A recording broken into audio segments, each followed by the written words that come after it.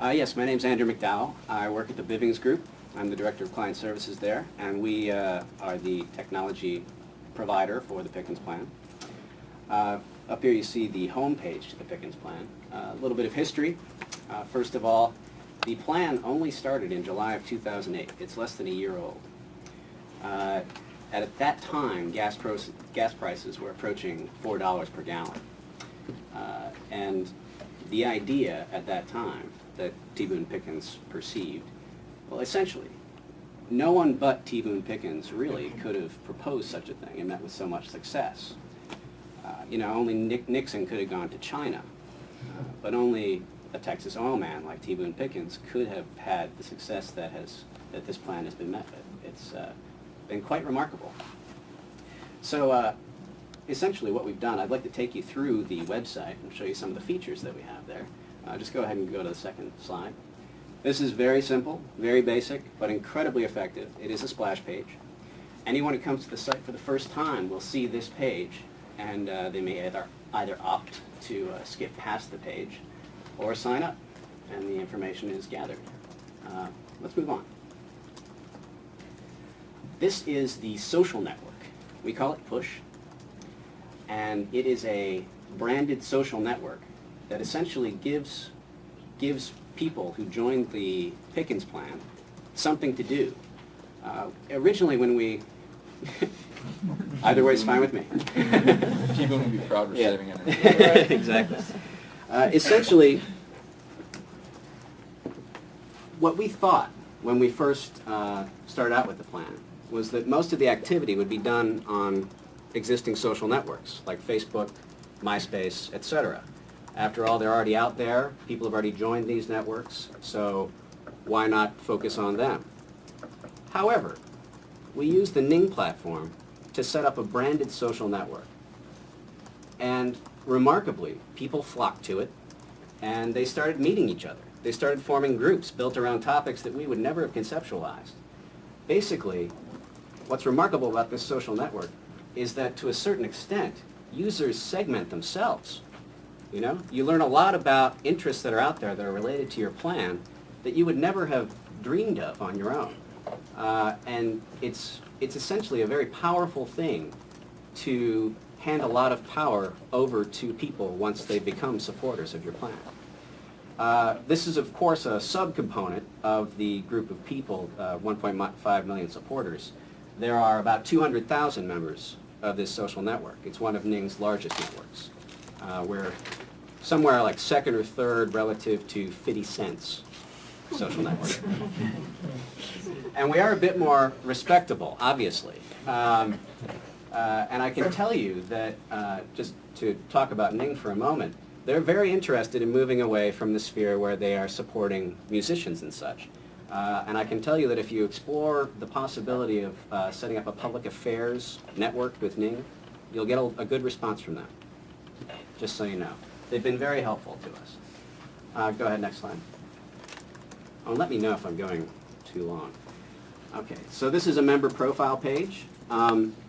What you'll notice as you look at these, at the couple of push pages that I have up here, is that it's basically all the functionality that you're familiar with Facebook, except that when you create one of these networks, you are in control of it. You have access to all of the data about all of the members, and, well, it's just simply a great deal more powerful. In fact, you'll notice up at the top, we're calling this a social action network. And it's a subtle difference, but it is remarkably different.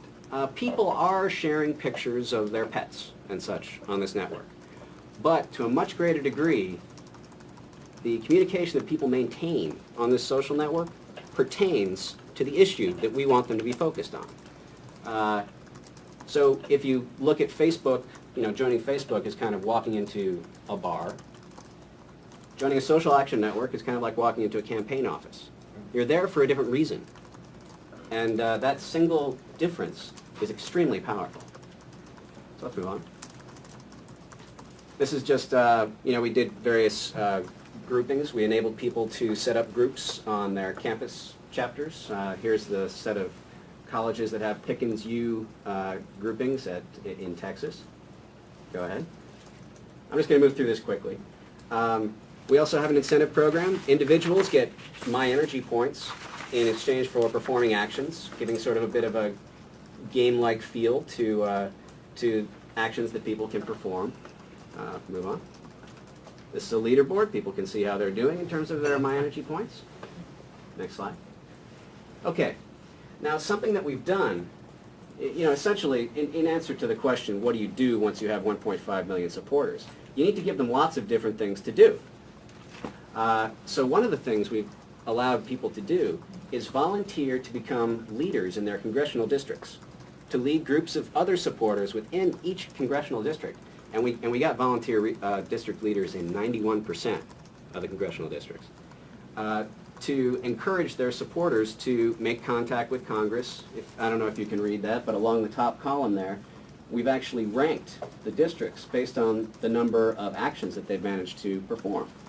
There's also an indication as to whether or not the member of Congress has signed on to the Pickens plan, etc. It's been very effective. The essential situation is that, well, we're basically a community organizer. It's virtual community organizing. And so what we've done is, once all the users existed, there are 8 paid regional leaders, so it's run kind of like a national campaign. And then there are all of the district leaders. This is something that we introduced following the inauguration, since at that phase we were basically moving into the legislation. We were moving into the legislative phase of the effort. So essentially, my point is that there are 8 paid regional leaders and a large number of district leaders, all of whom are volunteers, and we've gotten a great deal of action out of them. Next slide, please. This is the virtual March on Washington. We did this between April 1st and 3rd. Nobody actually traveled to Washington, at least not as far as we know. This was a way of getting people to contact Congress in sort of a very focused period of time. We got magnificent numbers out of this. I hope I'm not taking too long. What's the next slide, please? Gave people ways to communicate with their legislators via Twitter and Facebook. Next slide. And they can actually tweet from within the application using the Twitter API. Next slide. There you go. And of course, we also made use of the Facebook Causes application. And I'd actually be curious to know what some of the differences are between the free cause application and the causes application. I'm sure there are quite a few differences, but just something I was wondering about. Next slide. That is the end. Okay. So I actually have a handout here giving you some of the numbers. I'll run through them a bit. The results were that we got 1.1 million people to take action as a part of, after joining up with the Pickens plan. And that amounts to action on the part of 40% of the people who signed up.